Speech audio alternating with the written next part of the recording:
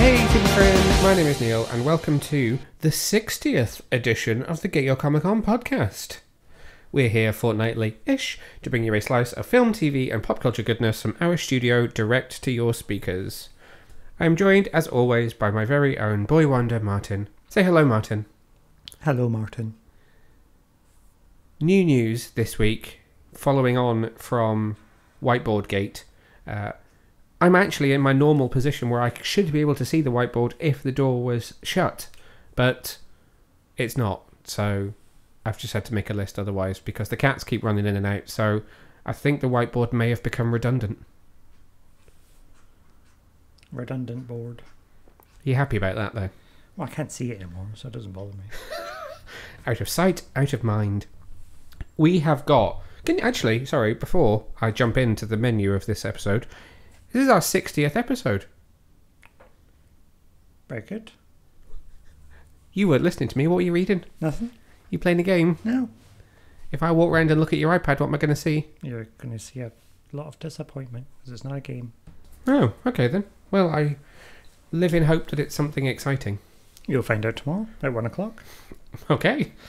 So, this week we're skipping the news and going straight into reviews because although it's only been a couple of weeks since we last podcasted, there is nothing short of a shit ton of stuff to review. So we are going to be talking about, in no particular order, Paramount Pictures GYCO Origins movie Snake Eyes. We're going to be talking about Warner Brothers Reminiscence. We've got the first 6 episodes of Titans. The first 5 episodes of Star Trek Lower Decks. We've also been to see Free Guy, and we have the upcoming Shudder vampire horror movie Jakob's Wife, which is also going to be teamed with an interview with the film's star and producer, the absolute legend that is Barbara Crampton. So, skipping the news, diving straight in, let's talk about 20th Century Studios' Free Guy. Written by Matt Lieberman and Zach Penn, the film is directed by Sean Levy and stars Ryan Reynolds, Jodie Comer, Taika Waititi, Lil Rel Howery, Joe Keery, Utkarsh Ambedkar, and I nearly mentioned some other names there, but I think I'll keep them quiet because they're potentially spoilers. The synopsis is, a bank teller discovers that he's actually an NPC inside a brutal open-world video game. Okay, so Free Guy.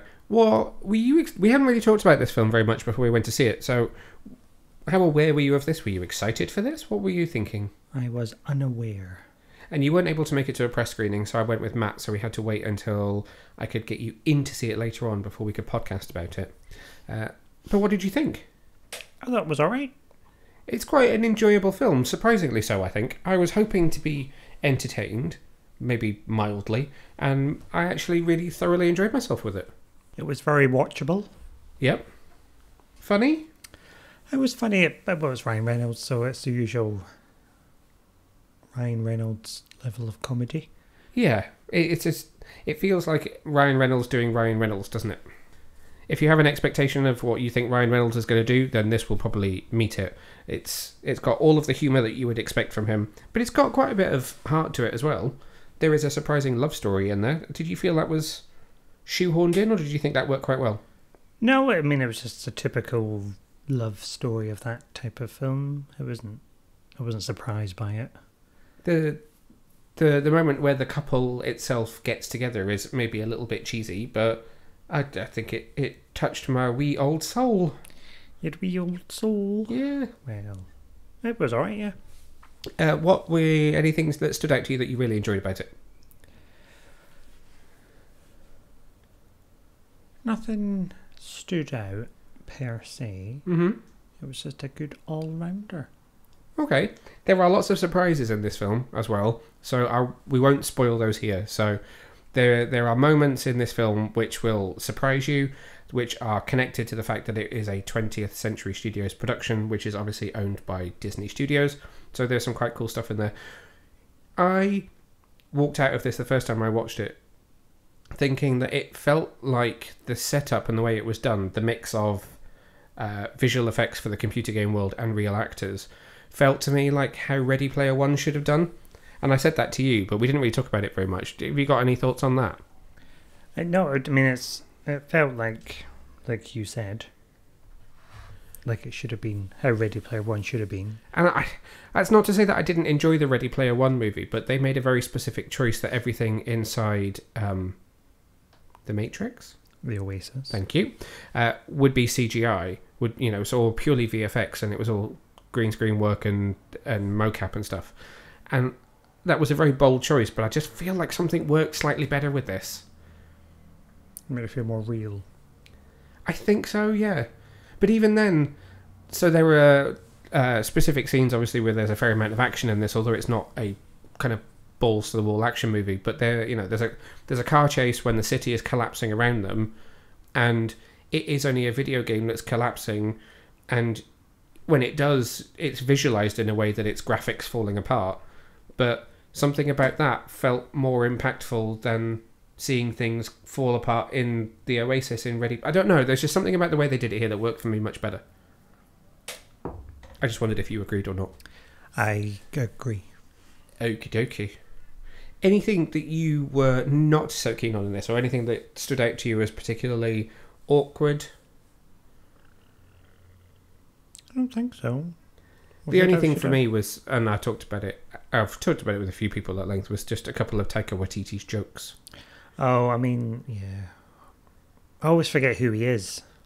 You do often forget who people are in general, but yes, I did have to remind you it was Taika Waititi. Also, he was Ratcatcher in the Suicide Squad, in the flashbacks to Ratcatcher 2 as a child. Oh, yeah. What did he direct? He's a director as well, isn't he? Thor, Love and Thunder, and Ragnarok. Yeah. That makes sense. But there is a very specific joke in this film, which I guess, for me, with personal experience, is maybe a little bit more... I'm not going to use the word triggered.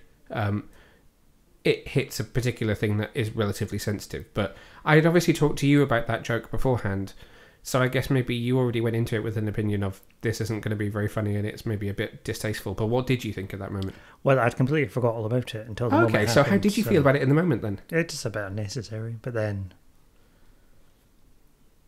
I'm probably not the best person to ask either. So I have a feeling a lot of Taika Waititi's dialogue in this film is probably ad-libbed. I wonder whether they just let him completely go. Like this, there was probably a rough idea in the script of what they wanted him to say, and then given that he is a very funny guy, I would imagine that they just allowed him to riff on it a bit and come up with a few ideas. But I don't know. The joke that I'm talking about is a moment where things are kind of falling apart for his character, who is the CEO of the company who has built Free City, the game that Ryan Reynolds' character is part of. And as things are kind of falling apart, he makes a joke where he says that things falling apart is basically like giving him ass and ball cancer.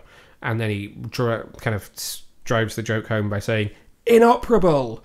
And as somebody who lost a parent to cancer and has another parent who has cancer, I don't know, it just wasn't funny, and also wasn't like a let's make fun of a bad situation. It was more like just playing it for a laugh, and it just didn't work for me.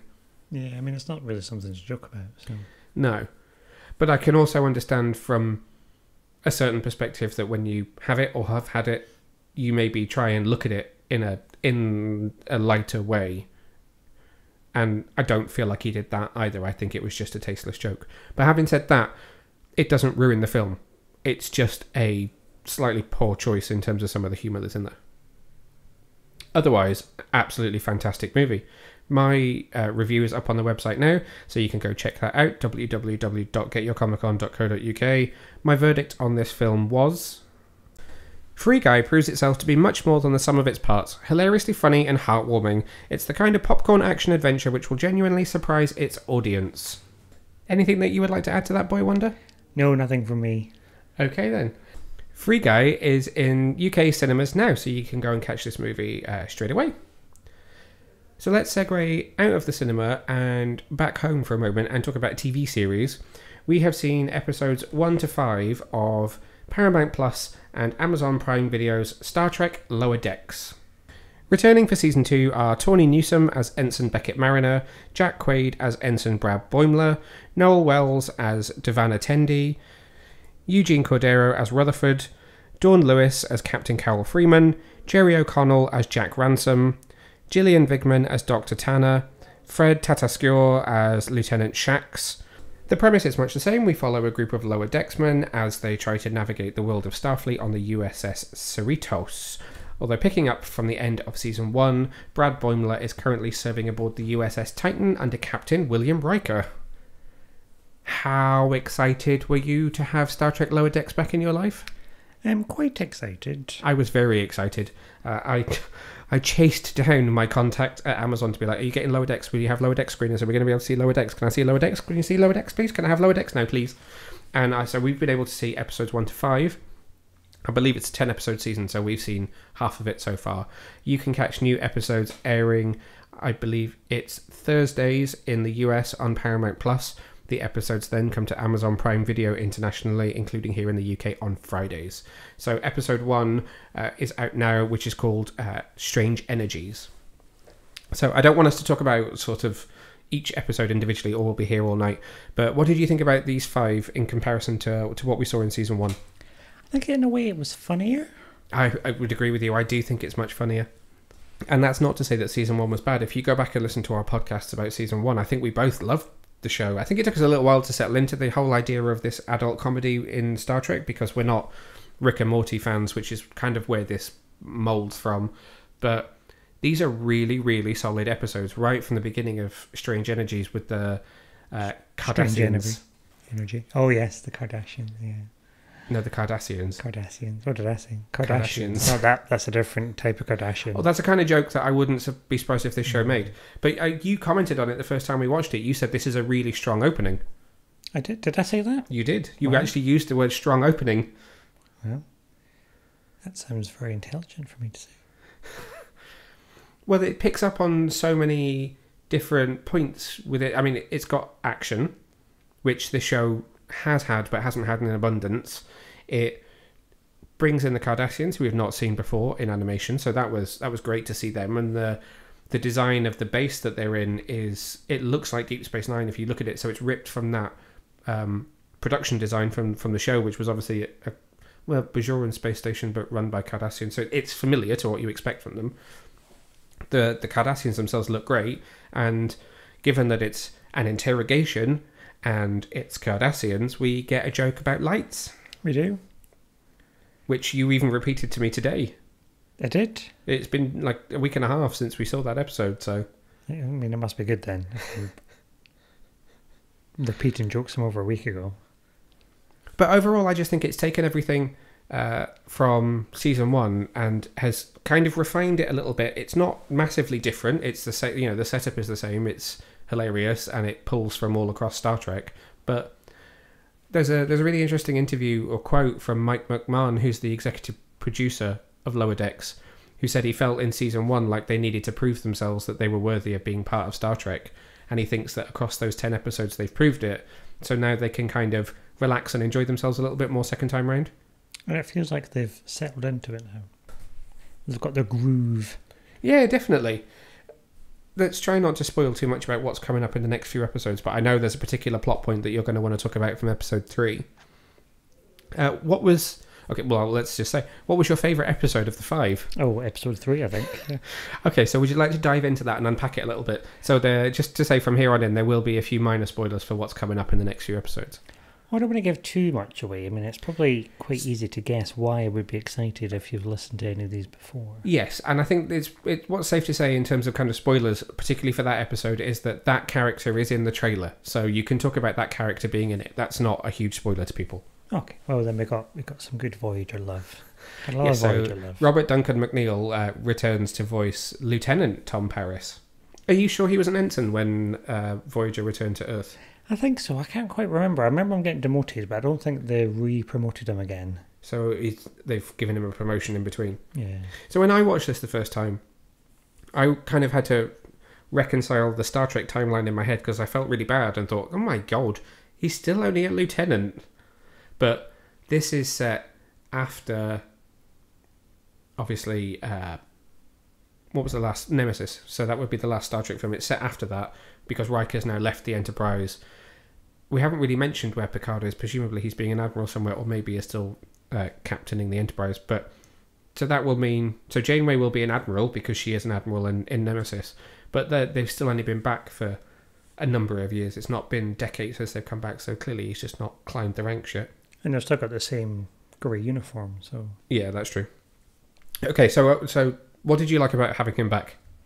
It's just anything to do with Voyager, really, having more Voyager. A commemorative Voyager plate, very exciting. Yeah, there's a particular joke that I enjoyed in this episode where Boimler, who is the Voyager superfan who has the collector's plate of Tom Paris, he calls it Voy, and they question why he calls it that, and he says, "Oh, it's just shortening it, it just sounds cool."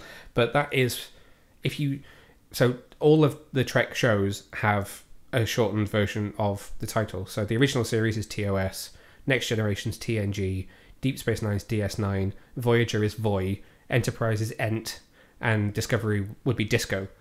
It slightly bucks the trend because it's a bit longer, but that was a nice little fan reference to how people refer to the series in colloquial conversation. I think I would have called Enterprise another 4-letter word to shorten it down. Really? Actually, now's a good time to point out that I am watching Enterprise properly for the first time ever in my life because I did not watch it. I've seen a handful of episodes, but I'm watching it and I am tweeting my watch journey, so you can go and find that on my personal Twitter account, which is @NeilVag, if you want to join in my journey. So far, I've only watched the 2-part pilot. But there was an Enterprise link when... I was going to call him Riker, but that's a combination of Riker and Picard. When Riker comes onto the bridge, he's like, I've just been in the holodeck. Yes, there is. And that is something that Star Trek Lower Decks does incredibly well. So any other highlights from you across these 5 episodes? No, just it links into the wider universe seamlessly, and it does it in an enjoyable way. I asked you that because I'm trying to think of what my favourite episode is of these 5, and I'm not sure because they're all so excellent. There's some great stuff in episode 5, which has a little nod to a character from the Next Generation in a funny and amusing way. Oh, yeah. They don't really refer to Deep Space Nine all that much, apart from we do learn, and this is a minor spoiler, but we do learn that Mariner served on Deep Space Nine. That's one of the many places that she's worked in Starfleet. Something which I picked up on a lot in my reviews of season 1 was how the show always paired up the lower decks, the kind of the 4 leads the same way. So it's always Mariner and Boimler together and Rutherford and Tandy together. And they not only split that, and there's an episode where Tandy and Mariner go on an away mission together, and also there are some scenes where they pair up Rutherford and Boimler, but they even point it out and make a joke of it by saying, I feel like it's always the other way. It's maybe time we shake things up a bit. So I kind of feel like they listened and they made a joke out of it, which is cool. It's not only a show which is able to poke fun at the franchise that it's based in, but it's also able to poke fun at people's kind of reactions to it, which is great. The shields are up. They don't care what people think. They're having fun, and that really shines through across these 5 episodes. Deflectors to maximum. So I need to ask you, was there anything that you didn't particularly like across these 5? That there's only going to be 10 in the series? That we're already halfway through. A bit of insight into what it's like to be a reviewer for people out there listening who aren't. It is amazing, and it's a huge privilege when you get to watch these things before they're released. But we got to see these 5 episodes over a week before the first episode premiered. So that then leaves us with 6 weeks of no new episodes until we catch up to a point where we have new ones again. So there is a curse to these things when you're watching and reviewing stuff that you love, because I binged 5 episodes in a day, and then suddenly I have 6 weeks with no new Star Trek. I am reviewing each of these episodes individually, so you can read my review of episode 1. My reviews of 2, 3, 4 and 5 release each Friday on the day the episode premieres on Amazon Prime, and they release at 9:30 each of those Friday mornings on the website, so you can check those out if you've not watched this show yet. And I know there are some people out there that still feel like they need convincing. Absolutely check it out, because it is so worth it. So worth it. So we are actually on annual leave from our day jobs for the next 2 weeks, which is quite nice. Some time to chillax and live the reviewer life a little bit, because I dragged Martin to not 1 but 2 press screenings yesterday. The first of which was for Paramount Pictures Snake Eyes, G.I. Joe Origins. The film is in UK cinemas from August the 18th. It is directed by Robert Schwenk, and stars Henry Golding, Andrew Koji, Haruka Abe, Takahiro Hira, Aiko Uwais, Peter Mensah, Ursula Cabrero, Samara Weaving, and I think that's the main cast. That's the main cast. Trying to do the IMDb thing of surfing through a list that's in no particular order. So what you didn't just hear was me attempt to make a synopsis up off the top of my head, realise I couldn't do it, go to IMDb, where the synopsis is a G.I. Joe spin-off centred around the character of Snake Eyes. Thank you, IMDb, ever so wordful with your synopsis there. Okay, so Snake Eyes. This is releasing in the UK roughly a month after its release in the US, so there are plenty of reviews out there, plenty of reaction, and also obviously news about how well or not the film performed in the USA. And it's fair to say that the film hasn't had the best ride with critics. It currently sits at only 38% on Rotten Tomatoes, with a critics' consensus that says, far from silent and not particularly deadly, Snake Eyes serves as a step up for the G.I. Joe franchise, thanks in no small part to Henry Golding's work in the title role.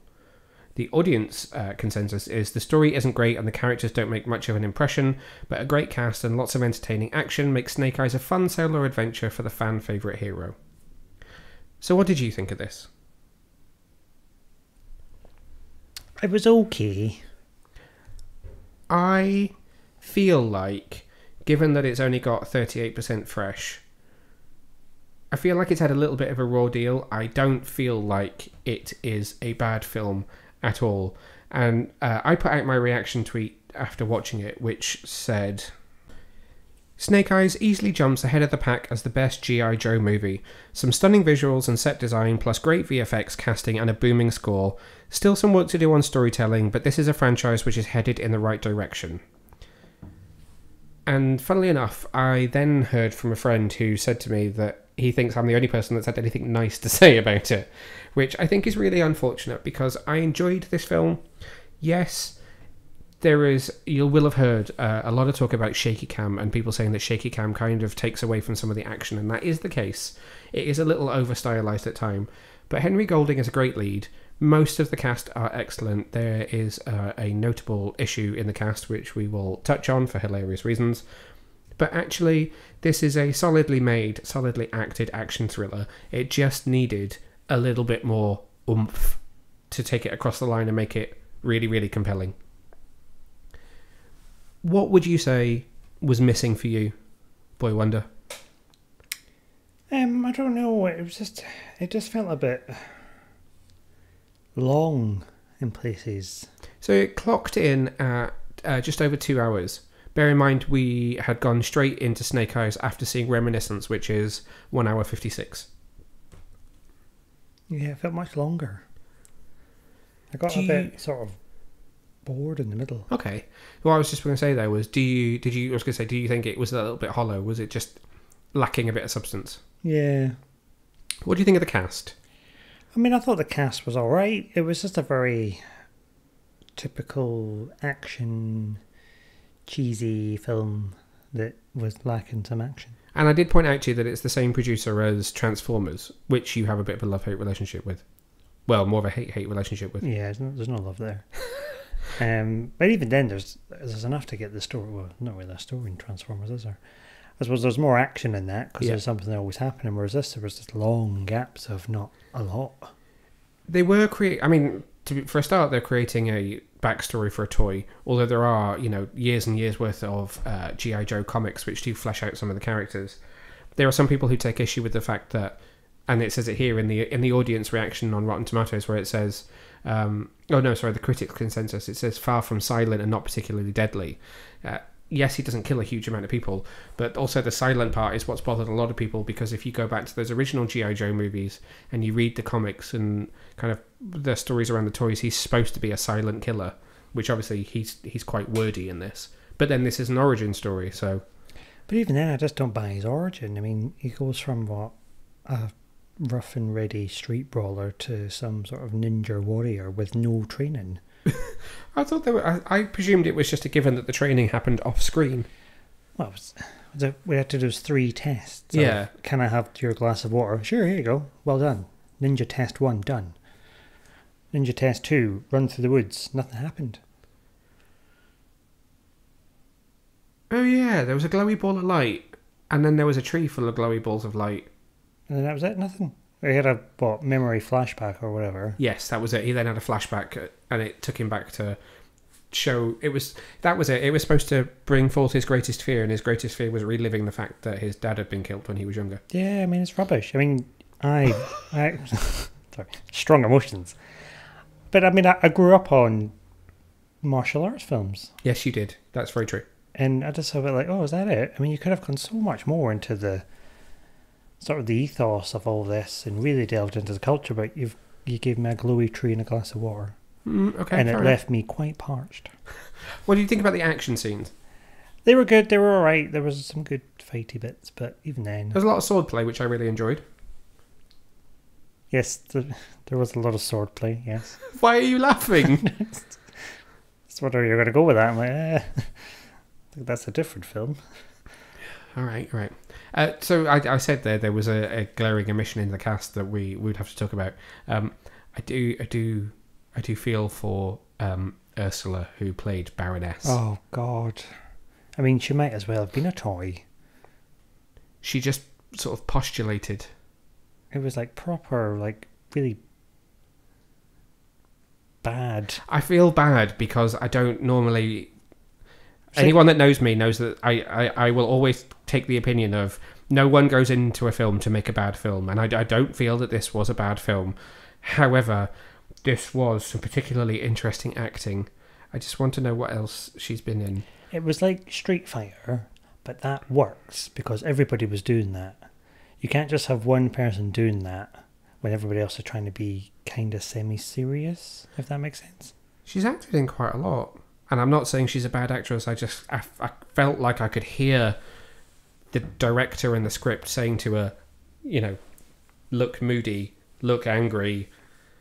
Ham it up. Yeah. We're selling toys. It was kind of Batman 66 levels of camp. Yeah. Which was really an interesting choice. But I did, and I praised this in my my reaction tweet, but the visual effects are obviously excellent. It is a blockbuster level movie in that respect. There was some really great set design. I really enjoyed the fight sequence that took place in the quite narrow street that was surrounded by neon signs. I thought that looked great. That looked really good. And the costume design was also great as well. The Snake Eyes costume looked great, as did the Storm Shadow. Everyone's costumes looked great. There was a lot to enjoy about the overall production. I think it was just the story that let it down a little bit. It wasn't strong enough to pull all the elements together to make it something more exciting. A couple of questionable choices in terms of the female characters. So firstly the villain, and making her a little bit sort of, I'm here, I'm very pretty, I'm just going to look angry and look good at the same time. And then making the lead female character, whose name escapes me off the top of my head, but I'm going to go to IMDb quickly, and it will tell me that her name was Akiko. Making Akiko, who was the head of security for the clan, all of a sudden go from completely mistrusting Snake Eyes to, I think, being in love with him. Well, I don't know, because then 1 minute she's like an amazing fighter, then the next minute he just punches her in the face. He did punch her in the face, yes. But it felt like some of the female roles were a little bit not very feminist. No, I would agree. Unless the old lady. I liked the old lady. You loved the old lady who was the head of the clan. She got to be quite badass, actually. She did.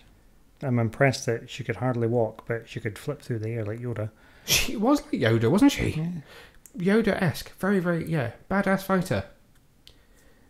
I'm going to stop it there because I feel like we're going to end up going down a weird sort of path of sounding like we really don't like this film, and actually I'm still going to recommend that you go and watch it. I think it's an old lady Yoda path there. my final thoughts on it, and I still need to write my review, but my final thoughts on it are that it's an enjoyable popcorn movie. If you like the other G.I. Joe movies, then this is a huge creative step up from those. Do you agree? Yes. And if you enjoy the Transformers movies, if you enjoy these Hasbro adaptions, which are still trying to find their footing when it comes to story, but have everything down in terms of the casting, the production, and the visual effects, then there is still much to enjoy and worth a watch. Any final thoughts on Snake Eyes? No, I think I've said it all. Okay, then we will move on to a brand new release which is coming to Shudder on August the 19th, which is called Jacob's Wife.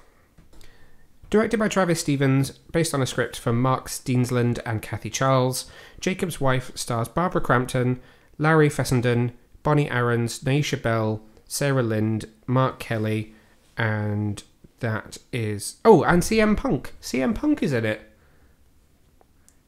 No? I don't know names. I'm not very good with the names. Okay. I'm surprised you don't know CM Punk.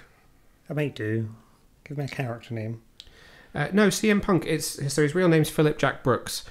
He's American actor, mixed martial arts commentator, and former mixed martial artist who was a professional wrestler known as CM Punk. Oh. He was in WWE. He had a reign of 434 days as the WWE champion. It's the 6th longest reign in history. I'm reading this from Wikipedia. I knew he was a wrestler. I couldn't have told you that off the top of my head. Yeah, he's a very famous wrestler who's translated into acting. So the synopsis is: Anne, married to small-town minister, feels her life has been shrinking over the past 30 years. Encountering the Master brings her a new sense of power and an appetite to live bolder. However, the change comes with a heavy body count. So you have kind of seen this film. It is a horror, but you got to see it on the extra screen while I had it on in the background the other day. Do you have any thoughts on this interesting twist on horror? I've not. I couldn't even begin to comment.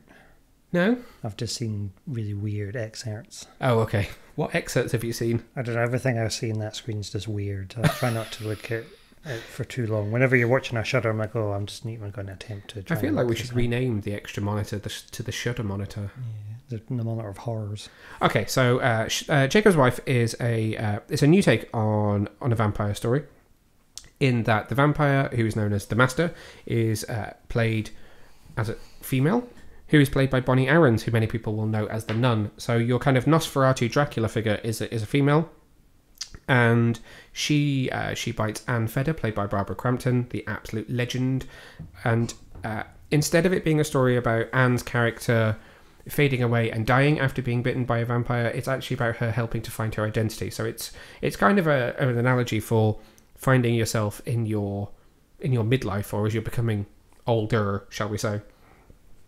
So instead of the typical portrayal, like the Mina Harkers in Dracula, where she kind of retires to the bed, gets iller and iller, and then eventually passes away or becomes a vampire, then it's like, oh, this thing's happened to me, this horrible thing. I'm going to use this to kind of kickstart my life, which was dull and uninteresting beforehand.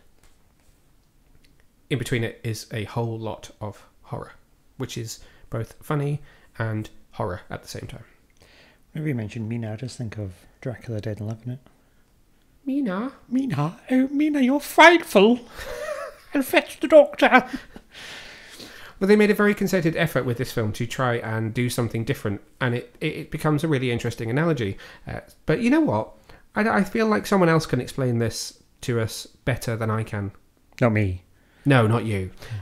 I had the absolutely wonderful, greatest of pleasures of sitting down to have a chat with producer and star Barbara Crampton, the absolute horror legend. I cannot say it enough. Legend, to talk about this film. So let's throw over to Barbara and I as we have a chat about it. Hi, Barbara. How are you doing today? Great, Neil. How are you? I am very well, thank you. It's lovely to talk to you. Thank you, too. So I absolutely loved this film. Jacob's Wife is fantastic. I adored every second of it. Take me back to the beginning and how you got involved with this project. Well, the script won a screenplay competition in 2015 at Shriekfest in Los Angeles. Okay. And Mark Steensland, the original writer, and Denise Gossett, the director of that fest, reached out to me personally because they thought it would be potentially a role that I would really like. I'm not sure at the time if they knew I had started producing or not, but I had, and I worked on Beyond the Gates with Jackson Stewart, and I had a couple of other things in development as well at the time. And so I thought, wow, this is a really great script, a really great part, and this is meaningful to me. So I thought it was something that I could potentially be in and also produce. But funny enough, I told the guys, I said, listen, I really would like to do this. And if we got somebody, say like Susan Sarandon, to do it, I'll let her play the part. But otherwise, I would love to play the part. Yeah. So I really took to the story and its meaning, and from the very beginning. I can't imagine anybody else playing the role. It feels perfectly written for you. I don't know what it is. You absolutely you are one with that character. It's amazing. Well, I used a lot of myself in it as well. Originally the script was written through the lens of Jakob, and how he could deal with a partner who maybe had a terminal illness, as maybe vampirism would be. And that was the metaphor for it. And we decided that we would change that aspect and make it more a feminist movie from the lens of Anne's character. And so really, because everybody knew that I was probably going to play the lead, the subsequent rewrites for the film focused on me, on Barbara as that character. So I do think it's very close to me. I think it's, personality wise and everything. I use a lot of myself in this role that maybe I don't in some other movies. So I think, you're probably seeing my own personality in the role as well. I was going to say that flip on the vampire lore is so interesting, giving it that feminist edge and taking, the classic portrayal of, say, Dracula, where the female character, when she gets bitten, is the one who shrinks away, or is the one that, becomes... It needs to be saved. Yeah. Yeah, exactly. Yeah. They become the victim, and you're not the victim in this film whatsoever. Was that a refreshing change to get to play? Yes, I mean, really, we were trying to focus on the feminist aspect from the beginning, while keeping in mind that we wanted it to be a movie where she's not blaming her husband. It's as much as a feminist movie, it's also a movie about a marriage and a long-term relationship, and how do you keep that going when something tragic or unexpected happens to one person. Yeah. And they become different, and how do you work with that, and how do you not leave your partner? How do you potentially not, say, okay, I'm going to do away with you and I'm just going to go off by myself. I'm going to pick up my toys and leave. How do you stay in the game? And that's a question I think a lot of people wrestle with at many different times in their lives. When you have a partner, male, female, whoever it is, that you say, how do you stay in this when things change? Yeah, that's very true. And it's interesting, isn't it, that you get the feminist angle, but then it isn't a case whereby at the end of the film she leaves Jakob. They are very much still together at the end. Do you think there's more to the story that could come after that? It feels to me like a beginning. Well, actually, I don't think at the end of the story what's going to happen, because it really, now we're in spoiler territory, but you're left with the feeling that there's a few different roads they can go. And I think, depending on your point of view, is, the viewer can decide what's going to happen. Is she going to kill her husband and go with the vampire? Is she going to fight her husband and go on with him as a vampire? Or are they going to try to live as equals? Or, could she potentially, go and find the master and kill the master and be released finally? Because we don't know what happens at the end with the master, right? So that is a question that we wrestled with in all the rewrites, that any of those possibilities could be true, and we don't really know. But isn't that kind of like how relationships are? We don't really know, and we take a leap of faith every time we wake up in the morning with the same person and continue on with them. I've been talking to quite a few other podcasters who've seen the movie as well today. We've all been kind of discussing our interpretation of the ending. I saw the two of them jumping in the car and going off, traveling, maybe hunting other vampires, but also finding a way to still live together. And some good friends were saying, no, I'm sorry, that was it. She was going to bite him. Someone else said, no, he was going to stake her. All those interpretations are there. I think they are. And it really does depend on where you come from in the equation of man and women or partner and partner equals what, what's going to happen. Yeah. It was really hard for us to decide, what for, even in my mind. I mean, I have a couple of different thoughts about it. And I do have my feeling about what I think happens. But maybe it would be a nice thing to explore in Jakob's wife too, if we ever get that opportunity. My fingers are crossed for you, definitely. Yeah. How different is the filmmaking experience when you are, producing as well as acting in the piece? It's a lot more work, Neil. Let me tell you, it's hard. Yeah, I've been with this project for 4 years. It's rewarding. I do feel like I've been with the project from the beginning, so I was able to shepherd pretty much every aspect of it. It was really great to work with Travis as director and Bob Portal, my other main producer on the movie. I've been working with him on developing some other projects, and I think he and I work really well together. It's been exciting. It's definitely a new chapter in my life as far as the entertainment business, and it's not too dissimilar to Anne's journey of finding herself, finding new agency, and discovering other aspects of herself that she never knew could flourish, in her own life. And I feel like that's similar to what's been happening to me, that I just sort of naturally flowed into the producing aspect and found that I really liked it a lot, and enjoying that. So I love working on stories that are meaningful, whether I'm going to play a part or not. It's just, I'm really interested in telling the truth of stories and illuminating the human condition. And maybe all that sounds cliche, but it's kind of really true. I really enjoy storytelling and getting to the heart of the matter, and working with other creatives and bringing their stories to the forefront. I don't think it's cliche at all. I think one thing that, really comes across is how much you love this project and how much it means to you, and finding that analogy, and it must be amazing, especially when it's something so fantastical. And I guess that's maybe something that you maybe didn't find when you were making movies in, the 80s. Does it feel different now, the way these movies are made, given that, almost anyone can pick up a camera, but it's all about selling the movie? How different is that experience? Well, I mean, as an actor in the 80s, I just sort of stayed in my lane, and people would call me for a part and I would do it or not. I had a grand collaboration over many years with Stuart Gordon, as did Jeffrey Combs. And I do feel like we were all part of the project from the very beginning, and we were able to really give our thoughts in. So, that's not too dissimilar in a way to what I'm doing now. I'm just doing it in a bigger scale, it is easy to make a movie now. But it's also harder in some ways, because I think years ago, you as a young filmmaker could make a movie and it could be, decent, and you'd always get another chance to make a better one.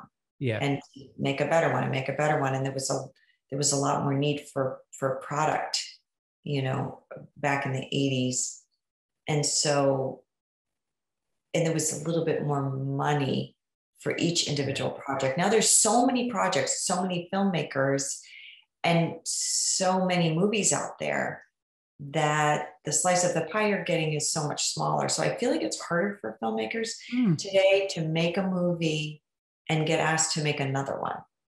And I feel like you have to really make sure that your first movie, you really hit it out of the park. And I think you really have to shepherd it in ways in today's market that maybe you didn't have to in years past, because you want to be a Mike Flanagan. You want to rise to the top. You want to be a Joe Lynch. You want to be able to cut through the noise and be able to, have somebody say, "Oh my God." You want to be an Ari Aster. You want to be,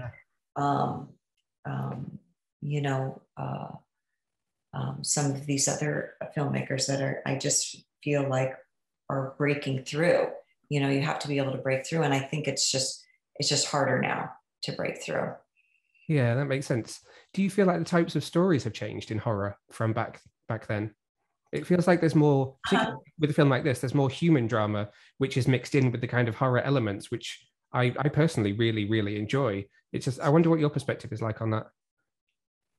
Yeah, I think we go through different periods of different kinds of stories being at the forefront. I mean, when I was making movies in the 80s, it was a lot of splattery stuff, and Yeah. I was a lot of practical effects. I worked with Stuart Gordon, so a lot of it was somewhat comedic and somewhat over the top in a way. And then we go through periods, where we go through the slasher aspect, or we went through the torture porn aspect. Yeah.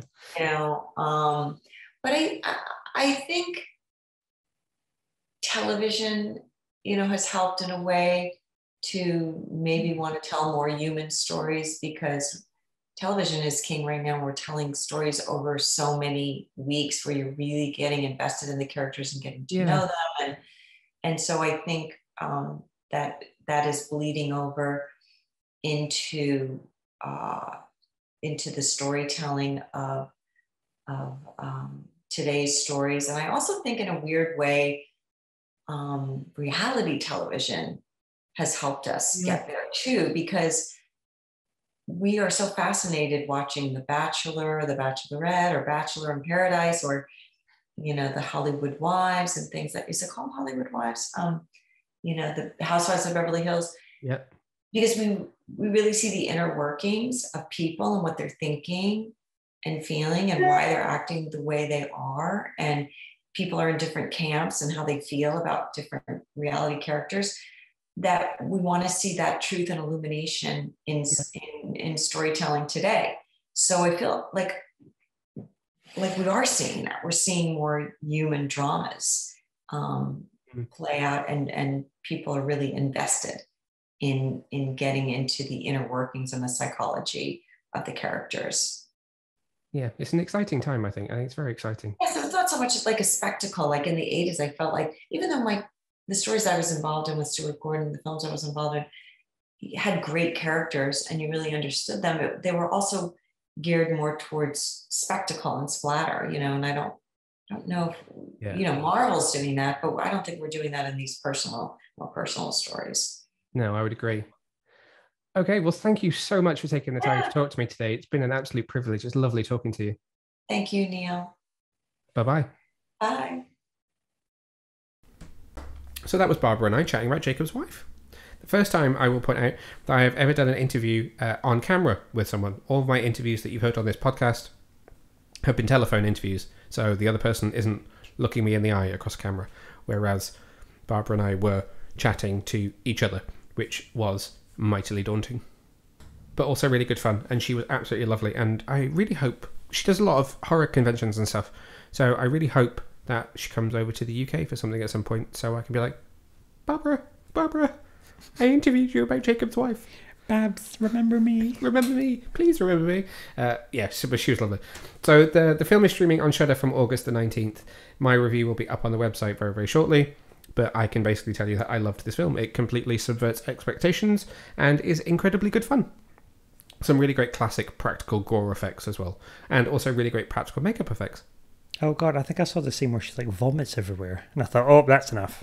You saw when the master, spoiler alert, is staked. I'm sure I saw somebody vomit as well. Maybe. I think there is some vomit in there somewhere. Well, I'll just stick to Leslie Nielsen and Dracula Dead and Loving It. Would you like to move on to a TV series or another movie? I don't know. The TV series? Titans, it is. Oh, okay. So Titans has returned in the US for season 3. It's now an HBO Max exclusive. Episodes 1 to 3 are available to stream now. It will be coming to Netflix, we believe, towards the end of October, so probably pretty soon after the season finishes on HBO Max in the US. It will come to Netflix internationally. We've seen the first 6 episodes of season 3, so again, there will be some minor spoilers in the next bit of discussion as we talk about our thoughts on this. I expect you to have a lot to say, given this is your favourite TV show of all time. Maybe. I'm very monosyllabic. Okay, so initial thoughts on episodes 1 to 6 of Titan Season 3. Are you glad to have it back? Yes. Has it lived up to expectations? Yes. I feel that there's a hesitation. I mean, we're delving into some real deep Red Hood lore here. So, for anybody that's not seen the episodes but has seen the trailers, you will know that this season is dealing with the death of Jason Todd, played by Curran Walters, and his return and rebirth as the potentially villainous Red Hood. Right out of the gate, I did not expect Season 3 to open with that scene. I figured we would get a couple of episodes, reset the landscape of what the Titans are doing, what Jason's doing, before he would be offed with a crowbar by the Joker. But no, lo and behold, that is literally where we pick up episode 1, season 3. How did you think that sat as an opening? I mean, it sort of sets the scene for the series as a whole, because they don't hold back. They really don't hold back. Episode 2 is a little bit slower and is probably the slowest of the 6 episodes that we have seen. But overall, by and large, season 3 is pretty relentless in what we've seen. I mean, it's very, very fast. It doesn't... It's relentless. So how do you... the Red Hood storyline is not wrapped up in what we have seen. It will carry on for much of the season. How do you feel about what we've seen of it so far? There's been some moments that have come straight from the comic book. There have been moments that they've kind of riffed on a little bit. How do you feel they've done in adapting Red Hood? I think it's good, but it's too fast. Yeah? And do you feel like they're moving a little bit too quickly through it then? Yeah, and we've lost a lot of what makes him him. Okay. Like all of it. How do you feel about what they've given us instead in terms of this interpretation? I'm not sure. It doesn't... I appreciate that it's a different universe. Mm-hmm. And that... A fairly bleak one, I might add. A very bleak universe. And there will be changes. And I'm happy to see a real live-action Red Hood. The costume is outstanding. Yeah. And we've got some really nice tie-backs to Under the Red Hood. Yep. Some really key scenes that have translated over very nicely. But I feel like we've lost a little bit of his journey to becoming the Jason that's in the comics now. Yeah. Because he hasn't had a chance to train all over the world and work through his issues, basically. Unless that's going to happen kind of between seasons 3 and 4. I could do, but there's this whole other stuff that's going on that I'm not massively comfortable with. There could be a redemptive arc to him in the back half of the season that could see him go off to train. There are still plenty of rumours that there's going to be a Red Hood TV series that would follow on from this. So perhaps that's where they're doing it slightly backwards. He has this huge turn, becomes villainous, is redeemed by the end of the season, goes off travelling and then has his own adventures. Perhaps. Just blue sky thinking. Maybe. So you alluded to something that's happening that is making him the way he is right now. And you have mentioned that it's not something that you're sure you're particularly keen on. I don't want to reveal too much about Red Hood and who he might be aligned with or working with or having a dalliance with. Ooh, but dalliance. So there is a drug addiction aspect to this which is not from the comic book. Yeah, no, I don't like that in the slightest, because it goes completely against his background, considering his mum and his dad. And okay, so can I make a point then? Oh. Just personally from my perspective, because I obviously don't know anywhere near as much about the character of Red Hood as you do. Most of my information from Red Hood comes from Under the Red Hood, Death in the Family. So the drug angle doesn't feel too off to me. Not that I'm saying it feels in keeping with the character, but in terms of motivation and how it took him to facing the Joker, how it then is maybe affecting him now, post-death, post-resurrection, for me works as a story about a character going through this scenario. Yeah, I can feel that. So what's the history? Were his parents drug addicts? Well, his mum died of a drug overdose because she was like a meth head. Or is that heroin addict? Have we covered that in the show? Kinda. There's a throwaway comment to it. I think his dad was a drug addict. In some versions he is, some versions he isn't. So at the minute he's not. But I think in the Lost Days he was. But essentially, I mean, they're not nice people. No, that's interesting. So, and it's all down to interpretation. I mean, we talked about this with the Suicide Squad, and me saying to Chris when we have a Hulk about how did he feel about Starro having not really read Justice League comics. It's the same thing here. Is how do you feel about Jason Todd when I don't know as much about the character? What about Barbara Gordon? So we have Savannah Welch, who's joined the cast this season as Barbara Gordon, and I frickin' love her. I really like her. Again, it was like it's kind of weird to place her journey because we talk about. There's some throw comments to why I've hung up the cape and the cowl. Yep. Which I forgot, and I got very confused when it comes to episode 6, where we have flashbacks where she's not Batgirl. Yeah. So then you got to think, oh, where does this all fit in the timeline? But then you think, oh, why am I worrying about that? She's a really good character. Yeah. She's really well written. I've talked about this. So there's a first impressions piece that you can read over on our website, which is very, very non-spoilery and covers the first few episodes. And then, again, similar to Star Trek Lower Decks, I've got individual episode reviews which are going up on the website at the same time as the episodes themselves. So that's all available on the website, which I cannot drive it home enough, is www.getyourcomiccon.co.uk.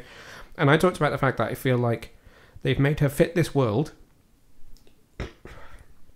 So she is a little bit cold at times and a little bit distant, but at the same time she still feels recognisable to me as being a version of Barbara Gordon. And we acknowledged her history with the Joker. We have. It'd be interesting to know what happened to her dad. So there's a photo of him. We've seen a photo of Jim Gordon and her, but yes, he is not around. Actually, it's been mentioned. It's in the 3 episodes that are out. So yes, he's dead. He's dead. He's gone. He's gone. But she's a great addition to the cast. And so episode 6 really fleshes out her character with some flashbacks, which also tie in the origin of Lady Vic. It's no spoiler for me to say that Lady Vic is in that episode because it's well publicised that the episode is called Lady Vic. Okay, so any other highlights for you in these first 6 episodes? How about Dick? I mean, that is a highlight. I mean, you were going to say I love Dick. I was going to say that. Yeah, but I thought it's too obvious. Yes, I mean he's a real strong highlight. It spears through all those episodes. You can really see character development from my perspective. So being Robin in series 1 and not really knowing that he wants to be a leader, to throwing away and burning the Robin costume and kind of being out of costume for a while and trying to find his place, to claiming the mantle of Nightwing, and finally the name Nightwing is said within about 30 seconds of the first episode starting. Maybe not 30 seconds, but within the first 10 minutes. And now it feels like he's accepting of being a leader. He's still not a perfect leader and has faults there, but there's a huge arc for him across the 3 seasons. Something here now, you're saying you've enjoyed watching Dick grow. Yes. Dick Grayson has grown a lot as a character, and I have enjoyed watching that journey. I'd like to see him do more flippy stuff. Flippy-dippy stuff. Yeah. Acrobaty stuff. Yeah. There's a great fight sequence in episode 1 with 4 of the Titans together, which I think was probably and hopefully a sign of things to come, but is much more fun, it's much lighter, it's got what I hoped the show would be from the start, I think, in terms of how that scene is set up. That's a good scene. Any other characters that you want to highlight of what you've seen so far? What do you think about the addition of Jonathan Crane? So you've got Vincent Kartheiser from Angel. As we're recording this, there is news out that he has been problematic on set. His 1-year contract is apparently unlikely to be renewed for another season. He supposedly acted up and did not behave particularly well. But let's park that. What do you think of the character of Jonathan Crane as a dope smoker? Yeah, I'm not a fan of that, but then there's a lot of that in American TV anyway, isn't there? And no, not for me. I like the idea of him as a Hannibal type character. That idea of villain behind bars who is assisting. It's cool. I'd like him to be a little bit more, I don't know. He doesn't feel overly Dr. Crane-esque to me. No. He's coming across as a bit too much of a... I don't know. What's the word I'm looking for? I'm not sure. I don't know either. I'm looking at you, but I don't know where you're going with this. I'm getting too much of a... I'm a bit of a lad that smokes... You're nodding your head. You're like wobbling your head back and forth. No one at home can see this. Bit of a geezer type. Oh, really? Jack the lad.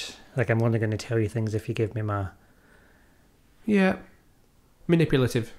Yeah, I'd like him to be a little bit more sort of Calculating? cold and calculating and actually be a psychiatrist. Yeah, we've not seen him be particularly psychiatrist-y. Like the Dr. Crane that we know and love from the Christopher Nolan era. Yeah, that's true. That's a wonderful performance in that version. In the BTAS era. Those were some good scarecrows. While you were saying that suddenly made me think of Easter eggs. Just because you were talking about villains and you said psychiatrist, and it made me think of Harley Quinn. Let's go over Christmas first. There is a much bigger, much bolder Batcave in season 3 because we are being set in Gotham. In the first 3 episodes, you do get to see Dick wandering through the Batcave, and there are a lot of Easter eggs to be seen. There are a lot. It is like an Easter egg hunt. Yes. Now, I would like to point out that if you look very carefully, there is a Harley Quinn mallet, and it does appear to be the mallet from Suicide Squad, which I found far more exciting than I probably should have. But there's a lot to see in there. From the T-Rex to the giant penny, to Scarecrow's mask, to Catwoman's whip and goggles. This Joker cards are plenty. There's so much in there. He makes a joke about Catwoman as well, doesn't he? Yes, there is a joke about Catwoman. They have like a chat about taste in women. He's like, oh, don't go for a cat or something. Yes, there is. And you've got all the Robins as well. Yes, there is a monitor, which again is in the first 3 episodes, so if you've seen them, this isn't a huge spoiler, which shows Carrie Kelly, Stephanie Brown, Duke, and one of the others from We Are Robin as well. They are stock photos, so those are not actors who've been hired to play those roles. They are just stock photos, so if they do ever come into it, they'd have to kind of retcon that slightly, but still cool to have them mentioned as being in this world. They're just like stock pictures of people's faces? Yeah. Oh, did they get paid for that? No, it'll be like you go on Getty Images and buy an image. Oh. So they've just licensed that image for use in the program. God, that'd be amazing. Imagine if they license your face as... Well, that's the thing. You could be a huge Titans fan who happens to also be like a model or has done some photos that is available, and you could be watching it, and that could be your photo that turns up. Well, we're not going I mean, this was the whole thing that I talked to you about with the screener versions of Love, Simon season 2 that I watched when... So they were unfinished versions of the episodes that were missing some of the very, very small bits of visual effects that they put in, including stock imagery. So one of the teens' houses, that video, that like establishing shot of the house had Getty Images written across it. They hadn't filmed a house; they bought footage of a house as stock footage to use. But a house is different to somebody's face, though, isn't it? I mean, it's just stock imagery at the end of the day. Yeah, I suppose. I suppose it's like the man in the picture frame when you buy a picture frame. Although they don't do that anymore, do they? No. But like, think about every advert that you pass by on the tube or on a bus somewhere. That's just stock images that they've bought. Think about Canva. Canva's full of stock imagery that you can use. Yeah, that's true. You've got to pay for the good ones, though. I do. Well, I don't. That's a tangent and a half. We haven't talked about Tim Drake. No, we have not talked about Tim Drake. So he was next on my hit list of people to talk about. So GYCO appears in only 2 of the episodes that we've seen. So he's in episode 1 and then returns again in episode 4. So what did you think of Tim? We've not really seen a lot of him, just little bits here and there. But I think we've got a good idea of his character from what we've seen. I mean, I'd like to see a bit more before making any judgments. That's fair enough. I would imagine there'll be a lot more of him later on in the season. Very good. I shall reserve judgment until we get a bit more of him. It goes a bit timey-wimey from episode 5 onwards, so I think that's why we've not seen very much more, and we've not picked up on the cliffhanger of his from episode 4 yet. Because episode 5 is a flashback which fills in the gaps on what happened to Jason between season 2 and season 3 and catches up kind of parallel to some of the first episodes of season 3. And then episode 6, again, is predominantly flashback with Dick and Babs, whilst also telling the story of how Lady Vic comes to be and how she then travels to Gotham. So I guess we're going to pick up on all the sort of dangling plot threads in episode 7 when it comes around in a couple of weeks' time. What are you doing? That was me weaving the plot threads together visually for you. Do some like weird gang singing, mate? No. Anything else that you want to say about these 6 episodes of Titans? Probably, but we won't. Okay. Because we've got a lot to cover, haven't we? Okay, so one last thing for me is, have you seen enough Nightwing now that he's suited up, he's got the mantle? Are you seeing enough Nightwing? Well, I mean, you could always see more. Okay. Do you feel satisfied in that Nightwing journey, though? I think so. I mean, it's an insatiable appetite for more Nightwing. So, actually, one last thing that I would like to say before we move on from Titans: what do you think about what's happened with Bruce Wayne this season? I mean, that's, again, very quick, and it kind of felt like a way to get rid of him and for them to be there. Yep, that's fair. But that's it. That's what you're saying. That was it, yeah. Okay, fair enough. I would agree with you on that point. So Titans airs new episodes weekly in the US on HBO Max. You can currently watch episodes. You can catch up on seasons 1 and 2, and you can watch episodes 1, 2, and 3 of season 3. New episodes air on Thursdays. It will come to the UK in late October via Netflix. We will keep you updated on the date for that. That leads us to our last review for this week. This bumper review issue, and we are talking about Warner Brothers' Reminiscence, which is written and directed by Lisa Joy and stars Hugh Jackman, Tandy Newton, and Rebecca Ferguson. Oh, also Cliff Curtis, the dad from Fear the Walking Dead, the first couple of seasons of Fear the Walking Dead before, they killed off the family that was the centre of the series and made it about other people. He was the bent cop. Yeah, I was sitting there thinking, what's he been in? I could have sworn it was like Law and Order or something. But he may have, but he's the dad of the main family from the beginning of Fear the Walking Dead. Oh God, he was horrible in this film. He was horrible in this film, but incredibly well acted, I will point out. Oh yeah, no, he wasn't a bad actor. I just mean he was a horrible, horrible man. Yeah, no, he's done really well for himself since they unceremoniously killed him off. So Reminiscence follows Nick Bannister, a private investigator of the mind. He navigates the alluring world of the past when his life is changed by new client May. A simple case becomes an obsession after she disappears, and he fights to learn the truth about her. Okay, so I know that when I took you to see the press screening of this one, you had little to no idea about what you were getting in for. No, I mean, it was day one. I don't even think I'd shown you the trailer. No, I was just there, to be honest. It was very early in the morning. It was a 9:30 call for a 10 o'clock start. It was an early one. That was the first day of my annual leave. Okay, so no expectations whatsoever. You don't even know what it's about. Completely clean slate. What did you think? I really enjoyed it, actually. It was. I had really high hopes for it because it is in the vein of, like, I don't want to say The Matrix, but I guess it has some of that sort of sensibility of science fiction. Like maybe more of like an Inception. I mean, it is produced by Jonathan Nolan, who's Christopher Nolan's brother, so there is Nolan blood in this film. But... Oh, that makes sense. Really? Yeah. So it is of that ilk, and I mean, I had a feeling that you would enjoy it because you enjoy Chris Nolan's films. Obviously, it's written and directed by Lisa Joy, who is very much not Chris Nolan. But yeah, I was really surprised by how much I enjoyed it. Yeah, it surpassed expectations for me. It makes sense now. He said it's been touched by Nolan. Really? And a Nolan brother, not a Nolan sister. I was going to make a joke about being in the mood for dancing, but yeah. And in what respect? Well, it was given it all, wasn't it? Back to the film. Sorry. It was very good because it's almost like a love child between Inception and The Matrix. It is. It's got some... It's very sophisticated in its idea of science fiction. It's not something that is really slavish and kind of smashes you over the head with, this is the technology, this is what's happening. It's very matter-of-fact in, this is the world. It's not the world that you live in. It's drastically different. They refer to events that they don't really fill in the gaps on. It's all there for you to interpret yourself. And the science fiction aspects of it are just there and are part of the story. Okay, so what did you really enjoy about it? Everything. Well. Sorry, go on. Everything? See, exactly. Okay, so, how do you unpack that one? What do you think about the concept of it? High concept. Oh, very good. High sci-fi concept, but not in a, like a melt your face off other Nolan way. In a much more accessible way. It's a good word, actually. It's very accessible. I was worried early on about the narration. So Hugh Jackman does do a fair amount of narration throughout the film, which is where it gets its kind of neo-noir detective story aspects from, which are very, very cool. He's got a beautiful narration voice, though. He does have a beautiful narration voice, doesn't he? But I was worried that was going to kind of ruin it. I thought that was going to give us too much exposition, which I guess in a way it did, but it didn't at the same time, if that makes sense.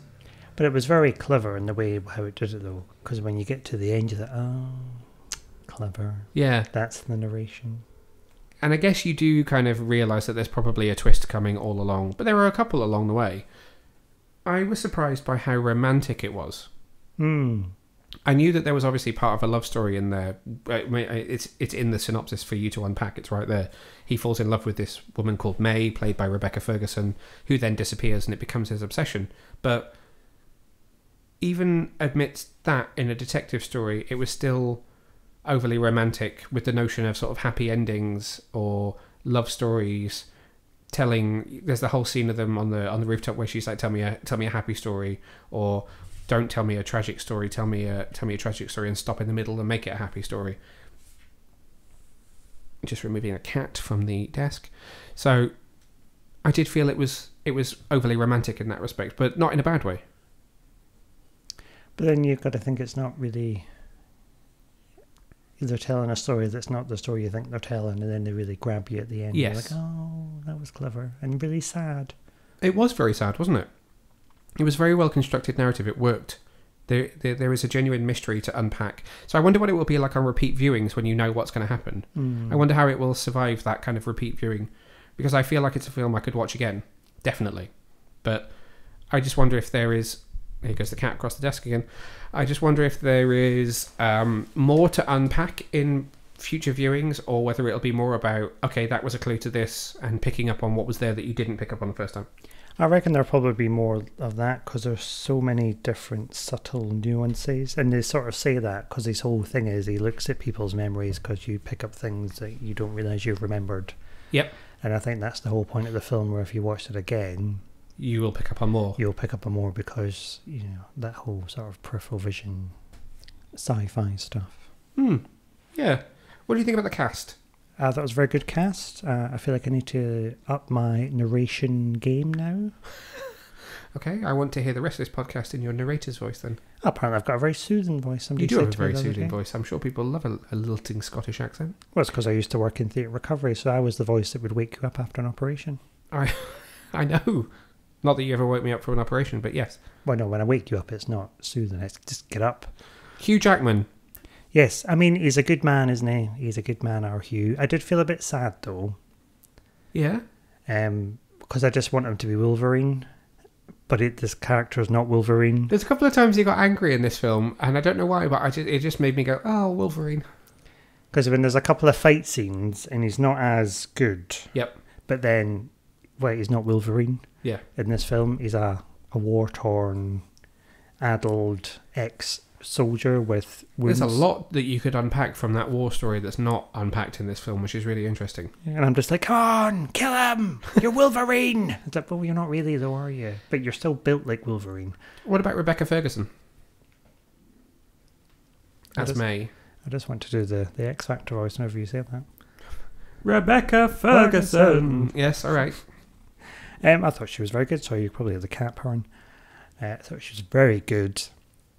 A chameleon, because I did go through various phases of hating her, sympathising with her, and feeling very sorry for her. Yep. It's a very difficult role to try and unpack, thanks to the varying sort of timelines, memories, present day, not present day, not present day. Is it a memory? Is it not memory? Oh, we're back into memory. Oh, yeah. She's nice. Oh, God, what's going on here? It's almost like a Insomnia, the Christopher Nolan film that's told backwards. Insomnia? Oh, no, I've not seen that. It's, it's hers is like a broken narrative that could be very interesting if you watched it in chronological order compared to how it's presented to you in the film. It's probably too high concept. I mean, I struggle with Tenet. Oh, I need to rewatch Tenet. This film had a similarly booming score like Tenet. This was Ramin Djawadi, the composer of Game of Thrones, who does a blinder in this film. I have to say, I cannot wait to listen to the score. I mean, I do like a Game of Thrones score. He's brilliant. He's absolutely brilliant. Also a genius chameleon. Here it was like Ramin Djawadi does Hans Zimmer, but in his own unique way. Have we seen him? Was he at that when he did that concert? Yeah, was we've seen him live at the Game of Thrones concert. He's the man that was conducting. He played piano a couple of times, but he was there. The piano. Yes. What about Tandy Newton? Now, you said to me, who is she? And I said, it's Carter's wife from ER. Oh, no, see, I knew she was instantly because she wasn't very nice to Carter. Well, I think this is... In fact, I said it in my reaction tweet to this film, but I think this was like a career best for her. She was outstanding. She was amazing. She really, really, really was. I felt a lot for her character, Watts. What was her name? Watts. Oh, I thought you were saying you felt a lot Watts. No, it was her name. Watts. Watts. Yeah, Watts. But the two of them together, they made a very strong duo. Yes. Great chemistry between her and Jackman. Very, very... I felt like they'd been together for years. You could feel the history. I hope there's a wee gong in it for them. They call them a gong? Award, yeah. Yeah, it would. I mean, it's a sci-fi film, so they don't tend to get the nominations, but I would really hope that there would be some kind of recognition for it because it is outstandingly acted. Was there anything that you didn't like? No. No, me neither. Apart from the fact that it ended. Ooh, let's just talk about that for a sec. This is obviously an original film. There aren't many of them these days. It's not based on an existing IP. It's not a sequel. And it doesn't go to great lengths to set up a sequel. No, I mean, it could do. I mean, there's definitely a world that you could tell more stories in, but this is a very well-defined beginning, middle, and end for these characters. There is no need to ever see them again, unless you went back in time. I honestly, I said to Jed, who was sat in the same row as us, afterwards, we were tweeting each other about what we thought of the film. I said to him, I think it made me like it more that it was an original property and was not saying, here's a new cinematic universe. It was just a film. How often do you get just a film these days from a major studio in that respect? Well, never. Apart from if it comes from Nolan, obviously, which is where that connection comes from, I guess. But it just, I don't know, I was really surprised by that and really, really happy about it. I was just going to say, has it performed well? But it's not out yet. It's not out yet. It's in cinemas on Friday, which is the 20th. So 20th of August, you can catch it in cinemas. In the US, it will also be available on HBO Max. The visual effects were maybe not blockbuster top-notch, but they didn't need to be. They weren't a huge... I mean, the landscapes, which were obviously very heavily augmented with VFX, looked amazing, but some of the green screen work was a little bit shifty. When he was jumping between buildings, it was a little bit soft around the edges, but it's really nothing to complain about in what is an absolutely outstanding film. No, I mean, it was a good film. Anything else that you want to say about it? No, good film. Watch it. Do, absolutely. It's flying under the radar for a lot of people. I've spoken to some friends who are not part of the whole reviewing podcasting crowd and said, I'm going to see Reminiscence, who all said, oh, what's that? I've not heard of that. Which is quite a surprise considering it's Hugh Jackman. But in kind of my group of uni people, the recognition of this film is fairly low, which is quite sad. So I'm going to be beating the drum about this one for a while. Beat that drum. Yes. Beat the drum for Hugh and Tandy. And that marathon... And Rebecca. That marathon and the other man. Cliff Curtis. Yeah. Oh, do you know what's just occurred to me as well? When we go back, and you're going to shout at me. So the whole thing about Bruce... Ooh, we've gone back to Titans. And the Joker. Yes. I mean, that just doesn't fit with the narrative either for Red Hood. No. Because this whole thing was, why didn't you avenge my death? Yeah, exactly. When he did. Yes. Quite quickly. I know. Anyway, continue what you were saying.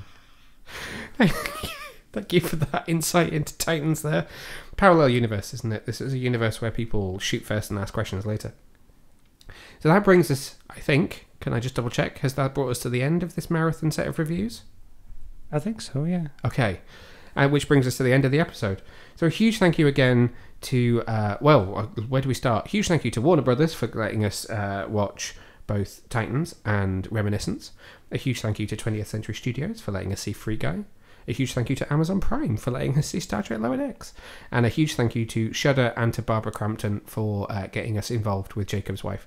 A lot of people to thank this episode, but a lot of really great films and TV shows out there at this point in time, which feels great at the end of a kind of 18-month period where things have not been hugely consistent just due to everything that's been going on. I don't need to tell you. We'll be back. Well, actually, we need to have a conversation about the next episode, because in 2 weekends' time, when we would normally record, we will be in Edinburgh. We will. So unless we're planning to take microphones with us and record a podcast in your mum's spare room, we might be a little bit late with the next episode. We will. Because we're having a mini holiday. We are. I don't know what else to say. No, I know. I'm just looking at you. Looking at me. I'm just trying to freak you out. Say more things, and I don't know. I'll just talk rubbish. So when we're back, we'll be in September, which puts us in prime Shang-Chi territory, which hits cinemas on the 3rd of September. I am extremely excited for that one now. The more I see of it, the more excited I am. We also have a brand new Mortal Kombat animated movie, Mortal Kombat Legends, Battle of the Realms, which is coming to us from Warner Brothers Animation. I am going to be sitting down with the writer, Jeremy Adams, to discuss that one, so hopefully we'll have him on the show, maybe next episode, to talk about that. Otherwise, everything will be up in the air. The list was so long for this episode that we had to cut quite a lot, and that's already after cutting the news out. So there's a few other films that we could be talking about, such as Censor, which I've been to see, which is amazing. I also recently read the first issue of Batman 89, which was brilliant. What you've been reading, watching, doing that you wished you could have talked about and haven't had time? I don't know. I've fallen into an anime hole. You have? You subscribed to Funimation and you're down a My Hero Academia hole? I've managed to rewatch all of Demon Slayer. Yep. Anime with you. Anime, yeah. Which I think is probably ticking a box that's been missing for you for a long time, because you've always been like, well, I should probably watch some, and then not, and now you've gone down that hole. Yeah, you never know where to start, do you? Well, maybe we'll get you to talk about some of that when we come back. So until next time, stay safe, stay well, get in touch, let us know what you've been watching, listening, reading, doing, seeing, saying, singing, writing. Too much. Other adjectives. But yeah, bye.